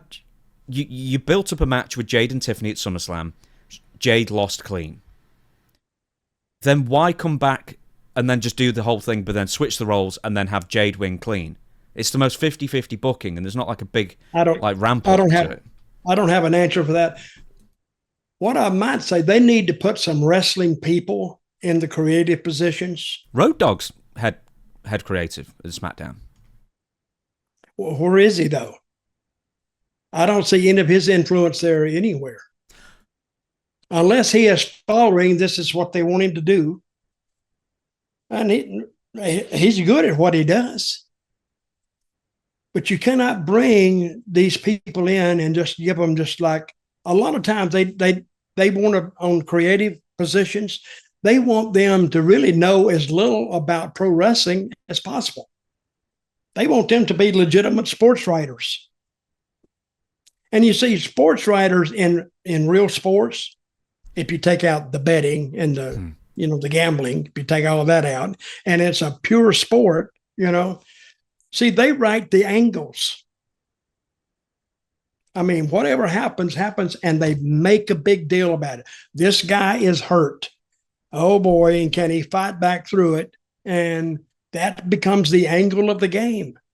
Or something else happens, or this guy is great in the fourth quarter, because they keep harping that and writing about it and writing about it and writing about it and talking about it on TV. So that's how they do the angles in real sports, is what really happened. They will take that and amplify it and make it such a big deal. That is the key to the game. So when the game starts, you're sitting there, oh boy, I'm ready for this game. And here come the announcers. Well, it's going to hinge on this quarterback, and he's had 3 quarters bad, and then the fourth quarter, and can he come back in the fourth quarter? Of course, now they got 3 quarters to talk about it. Fourth quarter comes, hey, this is where he needs to turn it on. And all of a sudden he does a couple of passes, scores a touchdown. Well, 2-4, but he's 2 touchdowns behind. So they make that game watchable by the commentary. But those guys, I think, in creative, I've heard, they're not wrestling fans. They're sports fans, or sports writers. I don't think they're logic fans. That's the thing. They're not logic fans. And they can't figure it out. It just strikes us like, well, we've run out of ideas now, and we don't have that deep of a roster. Let's just do the opposite. Well, of what we did before. They can't say they don't have a deep roster, because they do. Yeah, but they split them up. They split them up over 3. The roster that is so deep that they can go down one player. They go down one player and pull him right up. See, when this happened, remember when WWE made their comeback a year ago, or a year and a half ago, when all of a sudden it all came together? Yeah, probably earlier, more than 2. CM Punk's been back for 2 years. That's crazy how time has gone by, but nothing's really changed in 2 years. No, that's what I'm. But see, wrestling is a unique entity in entertainment. You're writing it, and it should be stories. Should be like a soap opera. It should be like it's episodic anyway. So now I used to hear bookers tell me, and this is when they were booking One Town Tonight.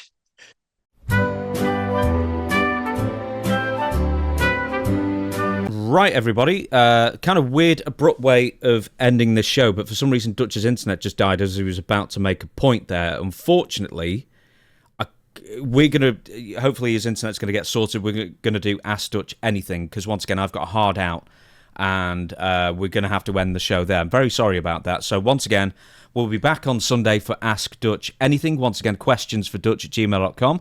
That's how you contact us to get your question asked, hopefully, if it's good enough to make it onto the Ask Dutch Anything show every single Sunday. Until then, we, the people.